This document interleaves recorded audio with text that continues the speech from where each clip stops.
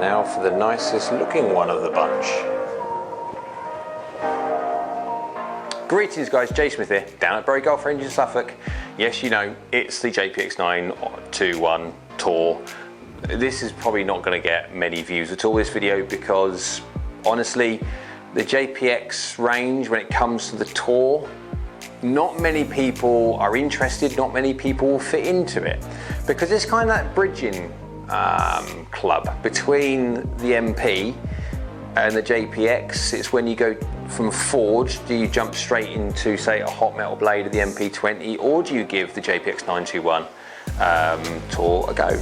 We don't know. But anyway, so obviously it's a very small blade length. There is not much in this thing. It is basically a blade. Now obviously it's not a blade. Mizuno aren't saying it's a blade, but in essence, there's a cavity, but it's the tiniest, smallest cavity I've ever seen. So when it comes to tech, there's not that much tech you can put in such a small frame, but Mizuno are saying that it's grain flow forged, but it's out of the 1025E. There's the standard mild carbon steel, which we know and love and have done for quite some time now. The MP range, they've got it in here. When it comes to the stability frame, no different to every single one of theirs. The hot metal Pro and the forged, they've all had that stability frame where they're pushing slight amounts of weight out towards the toe to help you guys, which you don't quite hit the middle, generally speaking. Again, I've said this before in other videos. It's the fact that there are amateurs that don't hit the toe, they want to gravitate towards the heel, and there's other clubs out there designed to help you in that arena. This one, for the majority that want to hit out towards the toe, this old JPX range is going to help. So if you're a better player that has that miss slightly out towards the toe, there's definitely one to consider testing. Anyway, when it comes to the, there's workshop refined short irons, a narrow sole, and short irons tested for clean turf interaction. Yeah, you're starting to get into this talk of turf interaction, etc.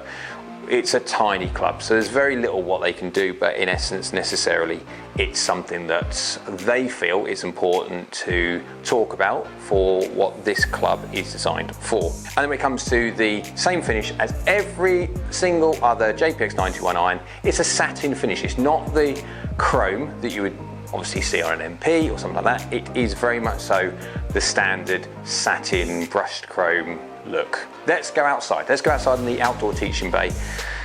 Let's go give this one a hit, because these are true lofted. This is 34°7. I know different, exactly what you'd see with the MP20 blade. They are traditionally lofted. There's no power bats on these. I mean, if I can try and find the Tour specs, yeah, 34°7 iron, 38.8, 42.9, 46 pitch and wedge, goes up to a 24°4 iron. Now, if you go obviously into other clubs in the JPX range, 4 irons at 19 degrees. So we are talking a big difference in lofts. Anyway, let's go outside. Let's go see how it looks and more importantly, feels, and then we'll go do some premium golf ball testing to see how it really performs. So we're now outside in the outdoor teaching bay, and it's time to see how these feel. Now, so we've done the tech side of things, so you'll be able to see just how much or little is in the JPX921 Tour. There's not much in it. It is basically a blade. Now, I don't want to call it a blade because it's not a blade. It's not much different to a blade though. It's one of those ones where if you're looking for, you don't feel that you're ready to the full step blade idea, you do want some aesthetic help. You don't want to look at something and go, oh, that's going to be hard to hit. Having that little bit extra bit at the back there with a little bit, oh, brave wasp, having that little bit in there is going to make a massive difference to how you feel, your confidence level about hitting it. Anyway, right, so we've got quad on the floor, FSX mobile on the deck as well, recording so we can get this up on the screen so you can see. Down by the ball, it's a classic, traditionally lofted 34°7 iron. The blade length isn't too long, there's hardly any offset whatsoever. The top line is nice and thin. It is basically looking like a blade, and I don't want to keep saying it looks like a blade, but it does. Apart from you look at the back, it's got a little bit more help. Blade length might be a touch longer than the normal blade, so anyway, let's give it a hit and see how it feels. That's nice. It's grain flow forged, so it should feel nice. I mean, I'm saying it feels nice, it does, but it should do because it's grain flow forged. If it didn't, then well, Yeah. I'd be interested to see when you hit this a few times, not just once or twice or three times that we're going to do it here, get an idea how it feels. That when you hit it a load of times, to see how forgiving a blade, non-blade, can be. But for feel-wise, it feels lovely. It is grain flow forged.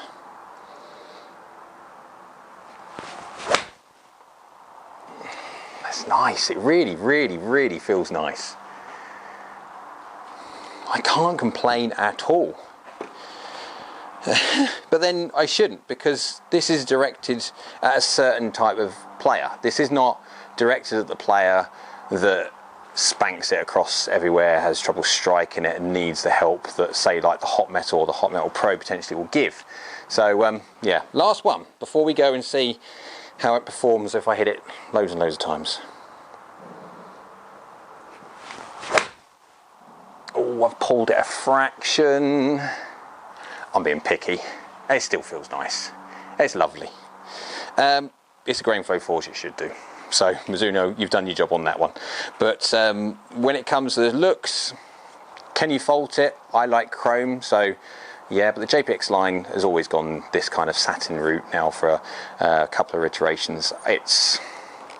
You can't pick holes in the looks. But again, if you're looking for this kind of club, that's what you'll be looking for. So let's go hit this a load of times on GC Quad with my Game Ball Vice Pro to see how a premium ball works when you hit it a load of times. And I'm guessing I'm not always going to hit the middle, so it'd be interesting to see if we get any drop off whatsoever. But yeah, let's go do that, and we'll go and see how they form with the numbers. Okay, peoples, time for the numbers side for the JPX921 Tour. Hit a load of shots. But rather than giving you the sea of information that I normally give you, which has all my hits in a blurredness and then obviously averages at the bottom, which can be a little bit confusing. What I've decided to do, I'm going to do it in a little more of a streamlined way, hopefully a bit more graphically understandable, and it won't just confuse lots and lots of people with lots and lots of data everywhere. Anyway, so let's get straight into it. First of all, when it comes to the forged, the 921 forged, coming away from the hot metals, you can start getting the feeling was nicer. You can actually start, oh, this is forged. When you now get to the Tour, out of all of them, this is my favourite, absolute favourite for feel. Performance-wise, no. I can't help loving the hot metals and the hot metal pros because of just the distinctive rocket balls that you get. So for a 4 or a 5 iron, I would be distinctly thinking about popping a Hot Metal or a Hot Metal Pro in the bag on that long irons because they do launch the golf ball. But the Tour is a traditionally lofty golf club. It's a 34-degree 7 iron. It's not going to be an amazing performer. It's not going to sort of rock the world when it comes to performance because it is basically a forged blade. 1025E forged blade. It's not a blade, but yeah, we've had that discussion already. So anyway, ball speed 118.7. It is now obviously dropping because of loft and obviously less explosive face. Launch 21.3. Launch is going up obviously with more standard loft, 34 degrees for a 7 iron. Side angles 0.8 with a bit more draw. Now I'm going to start getting my normal slight baby draw back because of how the club is designed. I'm used to seeing that. It makes me more comfortable. Backspin 6.3, 6.9, so basically 6.4. We're getting up to in and around where I'd want to be hitting or producing spin-wise for a 7 iron. I'm not necessarily a very low spin player. I like spinning a golf ball, give or take between 6,000 to 7,000 for a 7 iron of that loft. Obviously, as you start dumbing lofts down, you can get some crazy low spinners, but yeah. Peak height 38.1, it's going up. One thing that all of this JPX921 range does is goes up very well. I have had no issue whatsoever getting the golf ball up in the air, and I can get a golf ball going higher if I need to. These are standard shots. These are not trying to get the golf ball as high as I possibly can do. I'm hitting normal shots and they're going exceptionally well. I could get the golf ball going well over 40 yards in the air if I really want to, for obviously ultimate descent angle. Talking about descent angle 50.3. That is good. That is one of the best, it's not a blade, but it's one of the best non-bladed blades that I have managed to test that gives me that kind of height and descent angle so far. Feel wise, I'd still go with a copper underlaid MP personally, but again, this is going to be looking at the person, this is going to be designed for the person who wants to potentially come out of the JPX range. They've had the forge maybe, they've gone for the hot metal, they're growing out of that into a forge, but they're kind of growing into that. They want to go into an MP, maybe a hot metal blade. It gives you another option. It gives you that kind of go-between. I mean, obviously it's been played on tour by PGA Tour players, so you can see it's still a player's iron. So anyway, when it comes to carry at 165, obviously it's going to be shorter because we're dealing with a lot more loft. Clubhead speed 93.4 and dynamic loft 29 degrees. Again, that's 5 degrees or so de-lofted, which I normally do as a norm. So 2.6 millimeters toe, 2.5 millimeters low. Is a little pattern here. Whether it's because of that little frame, the stability frame with the perimeter weighting off the toe, I slightly want to gravitate out there. I normally do anyway. My miss is I'm either middle but slightly low or middle but slightly toe. That's my classic miss that I do. If I'm not going to hit the middle, that's what happens. And it's the good thing with the JPX, because it runs that idea of pushing weight slightly out there to help people hit the toe. It's working for me exceptionally well. Do I like it? Yes, I do. Do I like the looks of it? Yes, I do. Would I prefer it in chrome? Of course I would do. I'm a traditionalist in that. I do like chrome stuff. So, hope you like that, guys. Comment below.